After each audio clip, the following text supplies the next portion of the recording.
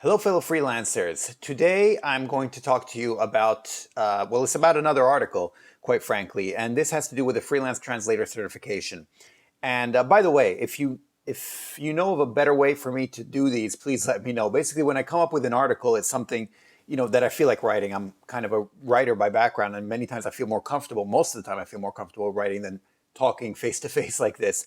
But and I don't really know how to transfer that to video sometimes other than just reading out the article, which I feel like is quite boring. But anyway, obviously I'll link to the article here below, but I kind of just wanted to share my thoughts on this. And I've mentioned this before, the freelance translator certification, and I've made it available before, but I kind of want to formalize it a bit more because I do think it's an important thing. I've been tweaking it quite a bit. There are more questions in the database, they're more categorized now and everything like that.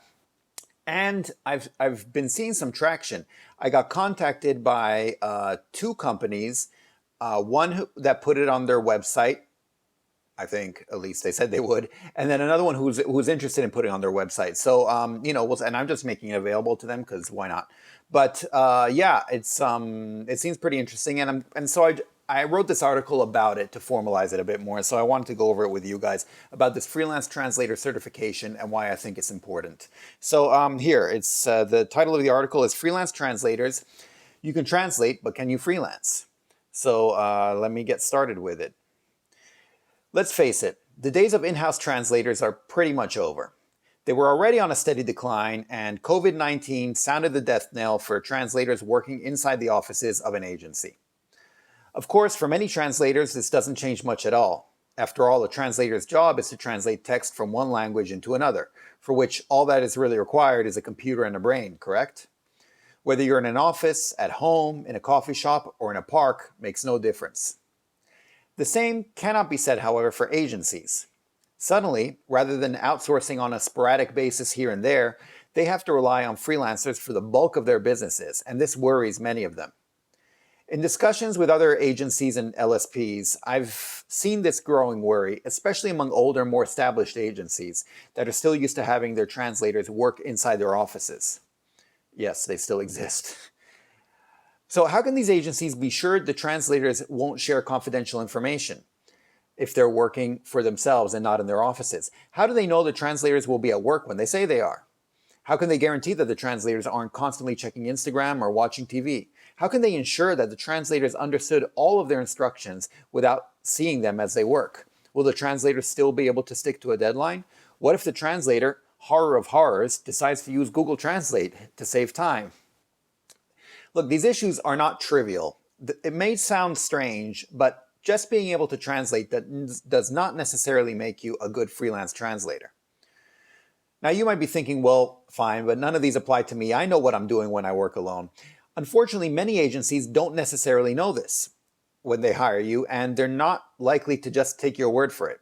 While your resume can tell them that you're a good translator, it tells them nothing about whether you're a good freelance translator.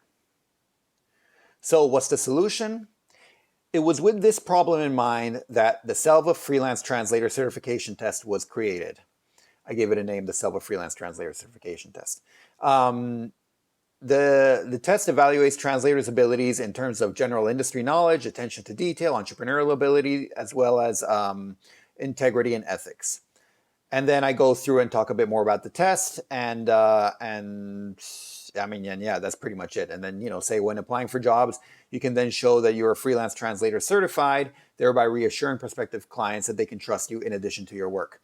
And once again, I believe this is an important thing because this is one of the skills that more and more we're going to have to prove to clients as they start, first of all, having to hire people online and hearing more and more horror stories probably about people they hire and that are complete disasters. And so I do think it's an important thing that needs to be tested, and I think this test works very well for freelance translators. So yeah, that's pretty much the article. I'd love to hear your thoughts. I'd love to hear what you think about what I say about this and the test itself. And if you have any suggestions or thoughts or anything about it, I will link to the article below and to the test as well. Once again, you are free to take it. It used to be that you can only take it once per week. Now you can take it once every 24 hours. And so yeah, I try to make it available there. It's not an easy test. Like I said, it has about a 30% pass rate, a bit below 30% in fact. but I do think it's an important test, and it's interesting that some agencies are showing interest in featuring the test on their website now as well. And so yeah, along those lines, feel free to share it, because the more the word spreads, the better. Quite frankly, I don't have any plans for this. Like I said, I was going to charge, and I still might, depending on how things work in the future. But if they do, I want to make it available for free for people if they want. I'd only charge to avoid people, taking it multiple times all in a row, just trying to game the system and stuff like that. So I'll see how it works. But yeah, it's been interesting to see and to work out tweak all the weird issues that have been going on, and to try to make it work well. So that's pretty much it. Definitely, please let me know your thoughts on the freelance translator certification test, on, I don't know, on the article that I wrote about it. I'd appreciate it. I'm going to link to the article, so there too, I'd appreciate a thumbs up or something on the article as usual. But yeah, and then on the test itself, if you feel like taking it, let me know your thoughts. I'd really like to hear about them. And that's all the plan is so far. I do think it's useful for translations. I was thinking about doing, in fact, I was in talks with someone and who is probably seeing this video. And I'm not saying any names just because we were on talk separately, but about trying to make it into a business and all that. And at least for now, I think I just want to spread the word because I think it's useful for translators. But anyway, yeah, that's pretty much it. And I will talk to you next time. Okay, thanks. Bye. Savedum.